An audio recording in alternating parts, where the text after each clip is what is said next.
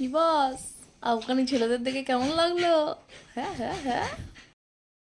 আচ্ছা একটা কথা বলো, তোমরা কি কখনো কোনো ভালো ছেলে দেখো নাই?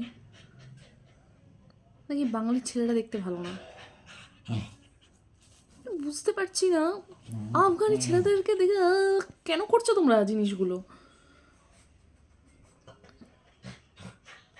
এখন যদি বাইরের কোনো মেয়ে, কোনো ফরেনের মেয়েরা যদি এরকম কোনো স্টল দিত, এবার যদি গিয়ে ছেলেরা এরকমভাবে তাকিয়ে ড্যাব ড্যাব করে তাকিয়ে থাকতো, তাহলে কিন্তু ওই ছেলেগুলো মানে কনফার্ম জেলে জেলে গিয়ে পেদুনি খাচ্ছে।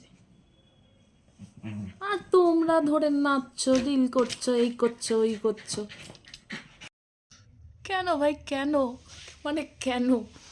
মেলায় গিয়ে এতদিন আমরা কি দেখতাম?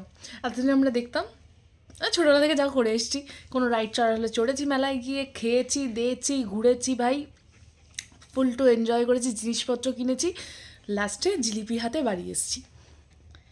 এখন মেলায় গিয়ে কী হয়? এখন মেলায় গিয়ে হয়, প্রথমে মেলায় ঢুকে কোনো ড্রাই ফ্রুটসের স্টলে যাও, কোনো ড্রাই ফ্রুটস নয়, ওটা হচ্ছে কোনো কাশ্মীরি বা আফগানি ড্রাই ফ্রুটসের স্টলে যাও, গিয়ে ওখানে যে ছেলেগুলো রয়েছে ওদের প্রথমে কয়েকটা একটুখানি ভিডিও নাও, রিলস করো, তারপর ওদের সাথে নিজেদের কয়েকটা ভিডিও করো, রিলস করো, তাহলেই একদম ভাই সেট, এটাই হয়ে গেল ভাই মেলা ঘোরা। আমি সিরিয়াসলি বুঝতে পারছি না ওই আফগানি ছেলেদের মধ্যে আছে কি? হ্যাঁ, বই না তোদের বয়ফ্রেন্ড নাই রে, তোর বয়ফ্রেন্ডরা কিছু কয় না? আমার মতো কুচি কুচি কুচি কুচি শেষ।